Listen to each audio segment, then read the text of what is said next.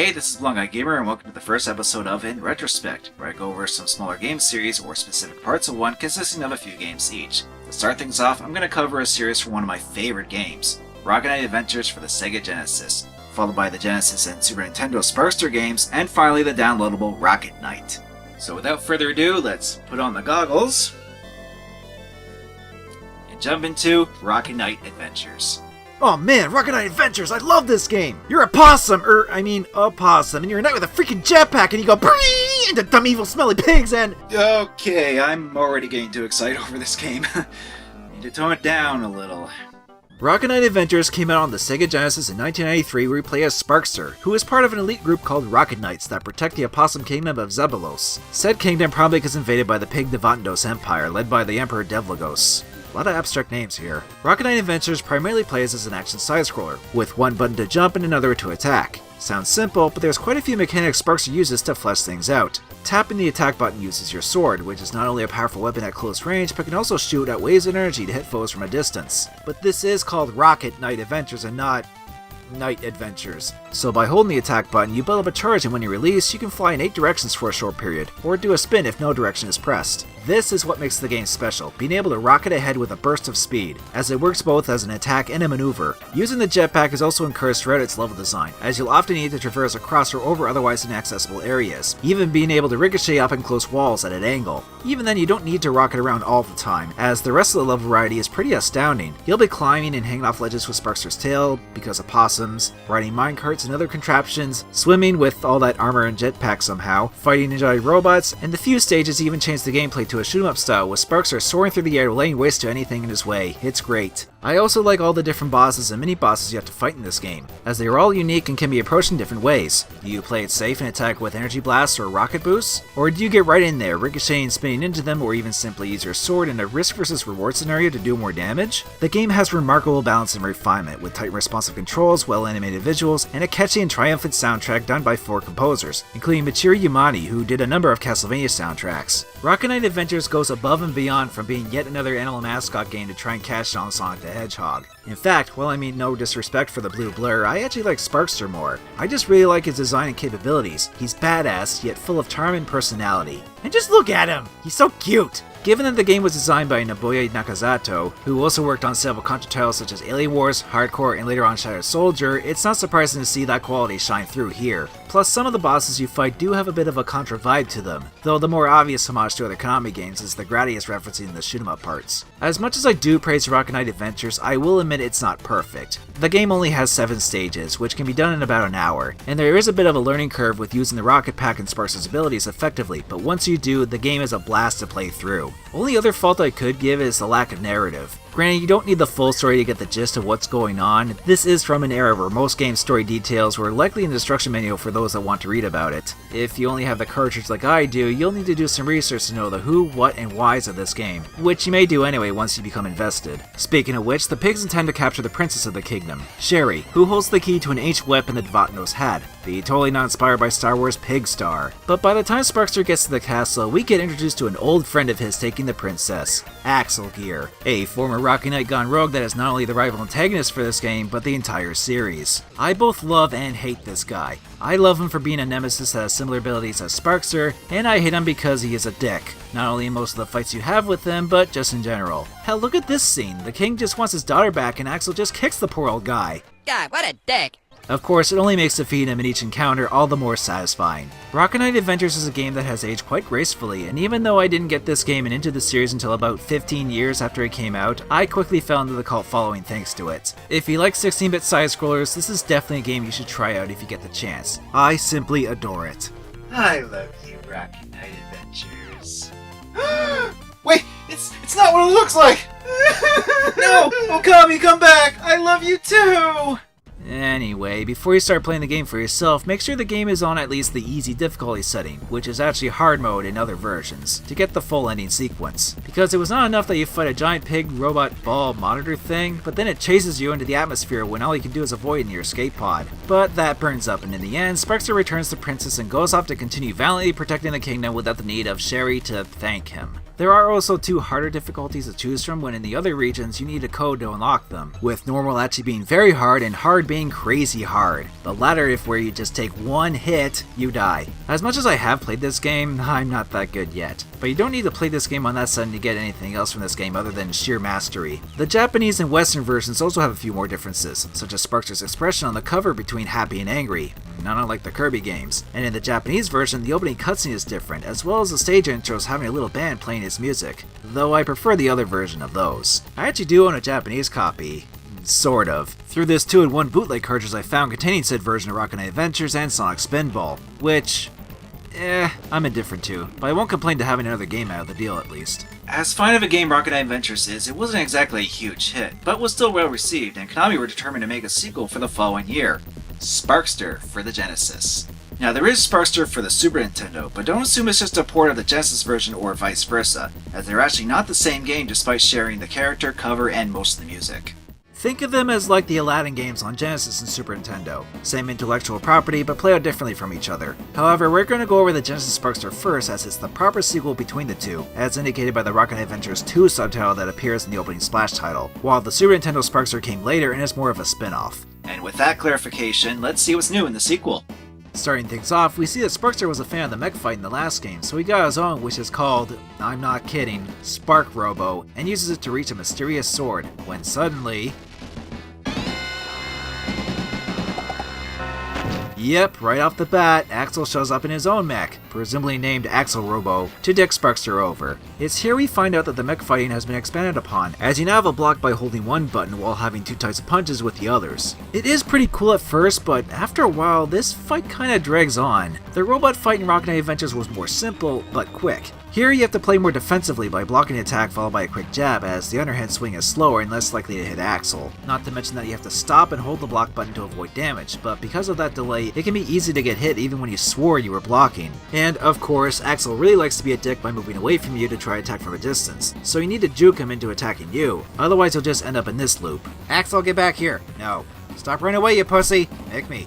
You're a dick! Takes one to know one! Eventually Axel goes down, and with our mechanized fist pump of victory, Sparkster grabs the sword. You may be wondering what it is for. Well, I'll say that for later. But in the meantime, it should be noted that this is required for the full ending, and if you were to lose the fight or skip this sequence entirely by pressing start, you'll miss out on it. After that, we get the intro proper, where Sparkster is escorting Princess Sherry and her younger cousin Princess Cherry. Yeah, that doesn't make it easy to mix those 2 names up at all. And Axel, adding more to his nefarious deeds, kidnaps Cherry and Sparkster goes off to rescue her, this time combating the Gadul Empire, a race of green-like lizard people. Much like the mech fight in the prologue, Sparkster controls a little differently here. Instead of building up a charge, the rocket gauge is filled automatically, and because of that, you can now boost repeatedly, even in the air to give you more maneuverability. However, this costs Sparkster his ability to shoot sword energy. He can still use the sword directly on a separate button, but it is considerably slower. The jump attack can be pretty effective at times, but the timing of the sword in this game will throw you off if you're more accustomed to Rocket Knight Adventures' rapid fire blade. Same goes for the jetpack, as it actually has 2 levels of charge, with the second giving Sparkster a faster corkscrew that not only does more damage, can even literally be a screwdriver to get past certain areas, though that mechanic is only really used in the first stage. One mechanic that is used throughout is a roulette system in the upper right when you collect 10 blue gems or red ones that are worth 10, which can give you extra lives, food for health recovery, a power up that fires up your sword attacks for more damage, but it goes away when you get hit, so good luck holding on to it, rocket packs for an instant boost, and bombs, which you'll likely get a lot of. I can see that they wanted to do something different, but you do run across all these pickups in the levels anyway, and I don't care much for the random nature of this. Sometimes I'll get lucky and get a bunch of lives, but other times, just bombs. And the likelihood of those instead of items increases the harder the difficulty. In my brief time to try and play this game on crazy hard, I only got 1 health recovery item during the entire first stage, and the rest were bombs. What, does Axel take over the slot machine on this difficulty setting? Because it's a real dick move just to make it more difficult and makes collecting gems almost useless. And honestly, while Sparkster on Genesis is a fine game, it can get really frustrating, not just with the roulette system. Sparkster doesn't have the same responsiveness as he did in Rocket Knight Adventures, both with its awkward sword swinging and jetpack that, while fun to blast in the air over and over, can easily ricochet at the wrong angle and go all over the place uncontrollably in more enclosed areas, especially with a full corkscrew charge. I still think the levels themselves aren't bad, they're just not as balanced compared to the last game. Some bosses are easy to get the pattern down, while others feel very cheap or annoying. When levels let you explore a little to find extra goodies, those are fun. When levels become something like this auto-scrolling segment you can instantly die in and have to restart the whole thing if you do, those aren't as fun. You also get to control Spark Robo some more for a full stage, letting you punch the incoming mooks and then ballerina jump into them, followed by fending off Axel in the distance, but this whole level goes on a bit too long. That, and you still fight Axel and Mecha, but it's pretty much the same fight as the prologue. And it's not just that stage that felt slow, there are other times the game's pace comes to a halt, making you wait and go more slowly through an area on more than one occasion. Despite the game only having 6 stages, with the last one just being the final 2 boss fights, each stage is longer to compensate, which explains why some parts drag on to make this a bit longer than Rocket Knight Adventures. As such, there is a password system, but it's pretty ass backwards on how it works. You actually need to say no at the continue screen when you get a game over to get a password, and that uses a continue to do so. Then you put in the password to get back to where you left off as if you used to continue. It's really unorthodox. I've never seen a game do a password system like that. Once you do get past that and just do all the quirks Genesis Sparkster has, you can reach the final stage and stop Axel for good and reveal that he is a ginger in this game. And then the King of Gadol, who can actually pull a Captain Ginyu and Sparkster to switch bodies until you do the same move on Gadol Sparkster to switch back. Which I thought was cool, and you don't see that very often in video game bosses. When you defeat him, the place blows up, and that's it.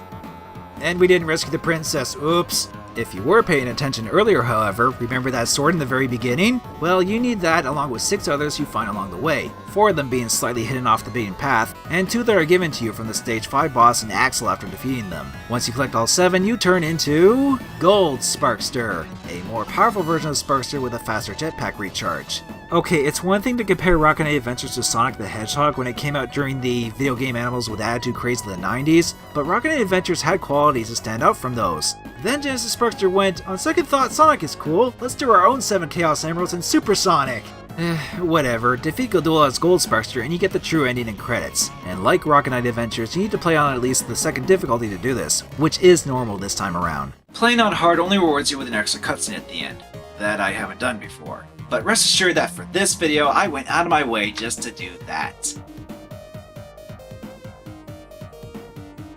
All you really get for that is the king going, "Yay! You saved my daughter again! I mean my niece this time!" And Sparkster not getting the cliched reward from Sherry once again. So while I do have some conflictions with the Genesis Sparkster, I still liked it. It's just not quite up there with Rocket Knight Adventures as a sequel with its hit or miss choices this game does with the formula. As a standalone Genesis game, it's another engaging side-scroller from Konami. The music is good in this one too, with Michiru Yamada again and Akira Yamaoka of later Silent Hill fame. And while the visuals and animations are not as detailed here, they're still vibrant and colorful as shown with Sparkster going for a more spiky blonde anime look here, though I prefer his more cutesy art style in the first game. Yeah, I know, ironic as that sounds coming from a blonde guy wearing blue goggles. Though I'm pretty sure I look more like Bear from Gears of War instead of Sparkster with these things on. Anyway, that's all I need to say about the Genesis Sparkster, so let's keep things moving with the Super Nintendo version. So how different is this iteration of Sparkster? Well, for starters, we're apparently in the kingdom of Ignazum and not Zabalos, with Sparkster not rescuing Princess Cherry or Sherry, but Princess Flora, who looks just like Sherry. Yeah, this alone is why the Super Nintendo Sparkster is a spin-off as it has no connection or continuity with the other games, even being speculated that this came about from the cancelled Super Nintendo version of Rocket Knight Adventures. That still doesn't discredit this version of Sparkster as it has its own merits to be included in the series. For one, the enemy forces in this are these wolf guys led by the Generalissimo Lioness.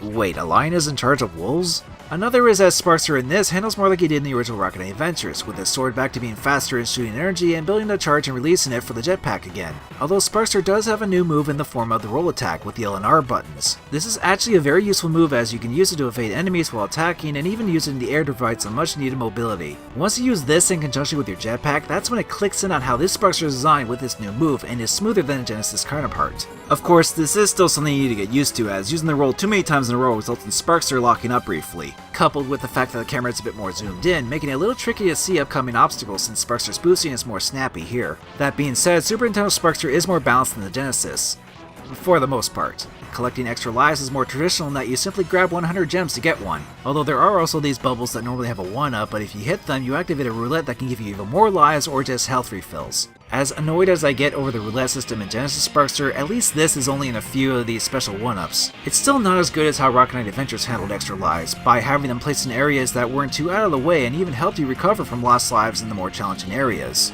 The level design and variation in Super Nintendo Sparkster I feel is a little better too. There's more stages and none of them feel like they go on for too long. Some do keep a similar design of the Genesis levels by having them be more open, with alternate paths a player can take, while others are more gimmicky like Sparkster riding chocobo-like robots called Stampy Doos. I think I'll just stick with Robo Chocobos. Then there's Music Land. which is a little odd for a game in this series, but whatever, video games. The level right after that is a vertical scrolling shoot 'em up one that Sparkster reaches by getting a wing device and being shot off a cannon by, you'll never guess this guy's name, Cannon Man.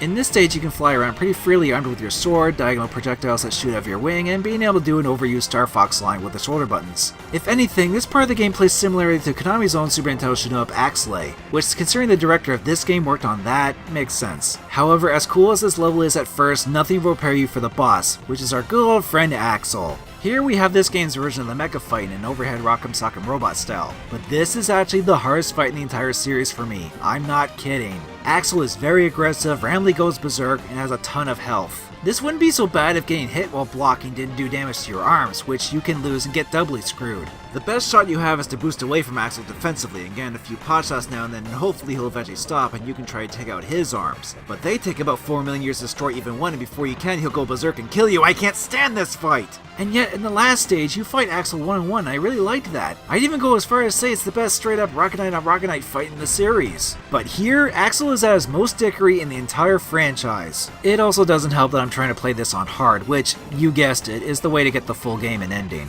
I only managed to beat this Axel fight on hard once, and here I wasn't lucking out. It's like he knew I was recording. But you see this Axel? Yeah, I don't care if it's cheating. You deserve this for all the crap you're giving me right now. Alright, I did manage to find an invincibility code for this game. Now you're gonna get it, Axel. Wait, it doesn't work during this fight? Well then.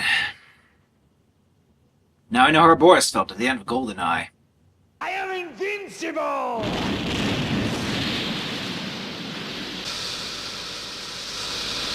Okay, plan B. I'll use a password to beat him on normal, then go back on hard in the next stage. Thankfully, the password and continuous system is not convoluted like on the Genesis, though the fact you have to move Sparkster around and hit these panels can be a bit time consuming. The next stage shows off some Mode 7 missiles, and the final boss, while not nearly as bad as the Axel fight before it, can still be a bit of a prick if he does all 3 of his attacks at once. But with some patience and careful evasion, Linus does go down, only to launch a giant missile towards the kingdom. It's here you need to be on hard to go to the final level and defeat the missile core that looks like a purple wolf light bulb to beat the game. Try very hard? Yeah, no, I don't even want to think about dealing with Axel's mechs on the hard difficulties. To me, I feel like the Super Nintendo version of Sparkster is the better of the two, though not without its faults as well. The visuals are nicely detailed, but a bit claustrophobic at times, and there were moments of slowdown that hamper some parts of levels. Most of the original music and variants I do prefer over the Genesis, but there were a few from the latter I do like better, such as the desert stage music. Since a lot of the music compositions are shared, it's really just personal choice over which one you like more if deciding between the two. I do like how Sparkster controls in this game, but I still can't help but feel Rocket Knight Adventures is the better overall game, if only because of the hideous unbalanced second Axel fight. Regardless, neither Sparkster game sold that well, and this would be the last game in the series for quite a while. Although Sparkster did make occasional cameos in other Konami games such as Snatcher, having a featured adaptation in a Sonic comic book line, being a playable character in International Track and Field for the DS, and even showing up in a secret ending for Contra Shadow Soldier that Nakazato also worked on.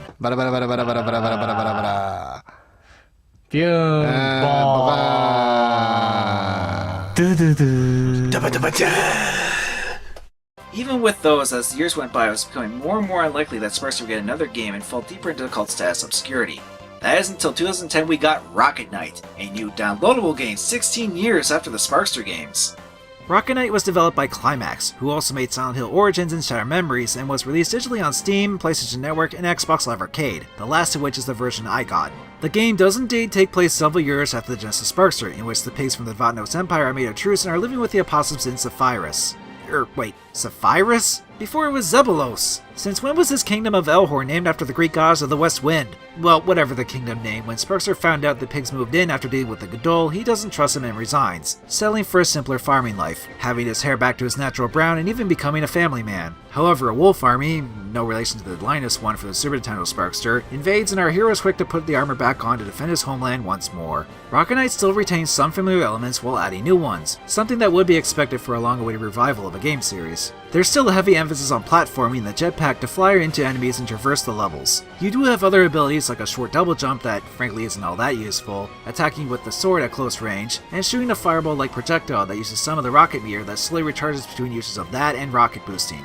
Oh, and remember that corkscrew move in Genesis Sparkster? Well, here it's back and much better implemented, activating when rapidly pressing the boost button to do more damage and break through destructible objects. I do appreciate the new moves to make this Sparkster not feel limited, but on the other hand he feels a little slow here. Maybe it's the more zoomed out camera angles or the years have started to weigh on the Opossum Knight. Although I actually do prefer a more steady pace that's easier to handle and see everything compared to the likes of the Genesis Sparkster being all over the place in its pacing controls or the zoomed up camera of the Super Nintendo Sparkster. Either way, there isn't much sense of speed and the rush of tearing through everything like in the previous games. This is especially true in the flying stages, while a nice comeback of those from Rocket Knight Adventures are more free moving and don't scroll very fast, and as a result don't really give you a feeling of rocketing through the sky. You do have a charge shot during these, but that, using the rocket to move around faster and even just mashing the attack button eats up your fuel, which can make things overwhelming when dealing with all the enemies and trying to collect everything if you don't manage it well. That's another emphasis this entry has, as you do have the staple collectibles of gems, healing, and extra lives, but if you are thorough and collect all the blue and or red gems, you get more extra lives at the stage clear tallies. It's certainly a better incentive to explore all the levels and collect all the gems than Genesis Sparkster, that's for sure. Grabbing items and defeating enemies in a row also gives you a score multiplayer combo to increase your overall score. If you even care about things like leaderboards, but at least it is something to go for when taking care of everything quickly and efficiently, as much as you can given the leisurely pace. In terms of variation, Rocket Knight is actually the weakest. There are 4 stages with 2 or 3 levels and a boss fight in each of them, with only standard platforming and flying levels. While technically having the most, there's not a whole lot to note. There is a level where Sparkster's jetpack stops recharging because of the cold and has to use fire or fuel pickups to refill it, that mixed it up a little, and the Cyber Lab had a few things, but nothing else really stands out significantly. I'm not saying this game is badly designed, there are other obstacles and enemies that present themselves that Sparkster does need to use all his abilities for. It just feels like moments of going through the notions. I guess that's the best way to describe Rocket Knight. Nothing is really played out wrong, it just feels like it's playing safe. The fact this game only has 4 boss fights doesn't help make things feel a bit lacking. Well, 5 if you include the first fight with Axel, who of course is still a dick, but now an edgelord dick given his redesign here. However, the game does at least do something interesting with these in terms of the hard difficulty. In order to play the subsequent chapters on hard, you need to do a specific damaging move to each boss to unlock them, so that rewards you with experimenting a little. Even then, this is a pretty short game that can be beaten within a couple of hours. I'm sure the older games could be done that quickly, or even within an hour, but for a $15 more modern downloadable game, it does feel short. Before you know it, you'll be at the final boss, General Swinehart, and to the game's credit, it isn't a bad fight as you need to disable the giant robot to lure out the boss, then make him fall into the recharging bot to turn him into fried pork. Fried pork. Oh yeah, the pigs turned out to be plotting to take over once the wolves were dealt with halfway through the game. What a twist. Oh well, all the more reason to fight them to make them run around in their underwear again. So with the general blasting off a game, we save the kingdom of Zebulferusalus, or whatever it's supposed to be called. Oh, hi Sherry! Where were you the entire game? Wow, you finally gave him a kiss after all these years and Sparkster accepted it even when he didn't directly rescue you or any of your family this time? And with that, our hero goes home, content with being in one last adventure. That is basically it, but there are a couple unlockables, one of them getting Gold Sparkster mode for beating the game on hard. As much of a Sonic ripoff that was, I do want to see how this plays out. Well, Sparkster is definitely gold, and he has half health. And nothing else. Yeah, this is basically the super hard difficulty mode with limited health, and all I can say is, really? You bring back Gold Sparkster only to handicap it for an extra difficulty? You also unlock an Axel skin, which actually looks a little off compared to the real Axel and is kind of funny in that regard, and the Gold Sparkster skin if you beat Gold Sparkster mode. That also has a Contra cameo referring to the Shadow Soldier ending that I totally didn't take from YouTube for this footage instead. Or you can just input the Konami code at the title if you want the alternate costumes right off the bat. Disappointing as it may seem, I actually think Rocket Knight is an okay entry. I may have criticized a fair bit on this game, but that's only when comparing it to the rest of the series and the expectations for a new game after all these years. Personally, I'm just glad we got another game in this series at all that didn't turn out bad. The fact this even got made was only because the producer, Tom Hewlett, pitched this 4 times before Konami accepted it. And yes, the same Tom Hewlett that pissed off many a Silent Hill fan with some of his later produced entries of that series. Before Konami themselves killed off any hope for the franchise anyway. However, I do thank Mr. Hewlett for not giving up on getting Rocket Knight out there, and that Climax did an alright job all things considering. I know some dedicated Rocket Knight Adventures fans are not too keen on this entry and its 2.5D art style, but I think it's fine. It still has a cartoony look to it and the characters do have some expressive animations. It's just a little hard to notice at first due to the zoomed out nature. As for the music, well, the Rocket Knight Adventures Stage 1 remix is nice, and I like the techno track of the lab level, but everything else is similar sounding orchestral renditions that kind of blend together. It's not bad and suits the nature of the game, but not all that memorable. And there you have it, 4 games of our Opossum hero, all with unique features and set pieces, yet still similar from each other to not be radically different between them all. All 4 start an exciting adventure to stop an opposing army, all 4 have you fight an arch nemesis, and all 4 have you save the day and rocket into the skies in victory. The only real problem this series has is that the first game is the best. While the others do try new things, the Konami teams afterwards simply couldn't top the polish Rocket Knight Adventures had. That, and with Konami the way it is now, I sincerely doubt we'll get another game, as Rocket Knight only got lukewarm reviews and didn't sell that well either. This wouldn't be so bad if any of the older Rocket Knights were still available on something like the Virtual Console, but no. Copies of Rocket Knight Adventures are a bit pricey, but still worth it, while both Sparkster games can go for over $100 each. I'd only suggest those if you really want them. Rocket Knight is by far the cheapest and most accessible, but even that seems to be getting abandoned, as for whatever reason as of this video, you can't purchase the game on its Steam store page. Thankfully it is still available on PSN and XBLA as far as I know, so as long as you have a 360 or PS3 you're good there. But I can't help but worry that eventually Rocket Knight will get lost in the ether and no longer be available anywhere. I'd say get it while you still can. Alright, I don't want to end this video on a sad note. I still enjoy talking about these games. Sparkster will forever be one of my favorite all-time video game characters, and I recommend you checking out these games if you can. They deserve more attention. I'll even go as far as to say at least emulate the first Rocket Adventures if you can't get a copy. Because if Konami doesn't want to make money anymore off of this series, or any of their games outside of pachinko machines, then so be it. And I just want to say thank you all very much for watching and supporting to make this first In Retrospect episode possible. I hope you enjoyed and look forward to more in the future. Until then, I have a score to settle with a certain dickwad.